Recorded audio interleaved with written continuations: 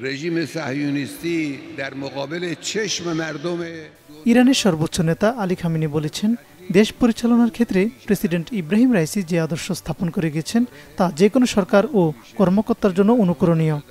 নবনির্বাচিত president Masoud Pezeshkian সেই পথে থাকবেন বলে তিনি আশা প্রকাশ করেন। প্রেসিডেন্ট নির্বাচনে সব প্রার্থী ও নির্বাচন অনুষ্ঠানে জড়িতদের প্রতি কৃতজ্ঞতা জানিয়ে যে বার্তা দিয়েছেন তাতে এই আহ্বান জানান খামেনি। তিনি বলেন, জনগণের কল্যাণ ও দেশের উন্নয়নে বিপুল সক্ষমতাগুলো ব্যবহার করার এক যুগান্তকারী উদাহরণ তৈরি করে গেছেন প্রেসিডেন্ট রাইসি। গত ২ শুক্রবারে ২ দফায় অবাধ ও স্বচ্ছ নির্বাচন হয়েছে। এই নির্বাচনে কয়েকজন প্রার্থীর মধ্য থেকে একজনকে বেছে নিয়েছে ইরানের জনগণ।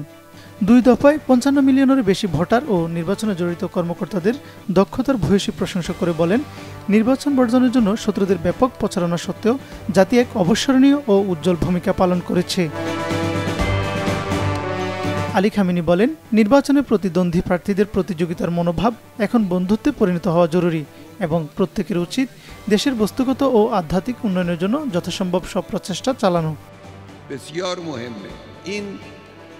নবনির্বাচিত প্রেসিডেন্ট মাসুদ পেজেশকিয়ানকে আল্লাহর উপর ভরসা রেখে প্রেসিডেন্ট রাইসির পথে চলা অব্যাহত রাখা এবং দেশের বিপুল সামর্থ্যগুলো কাজে লাগানোর পরামর্শ দেন তিনি।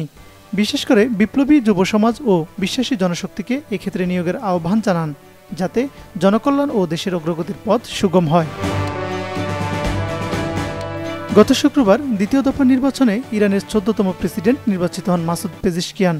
পশ্চিমা মিডিয়াগুলো শুরু থেকে তাকে খামেনি বিরোধী একজন প্রার্থী হিসেবে প্রচার করে আসছে, যদিও তিনি ইরানের ধর্মভিত্তিক সরকার প্রতিষ্ঠায় কাজ করছেন দীর্ঘদিন ধরে।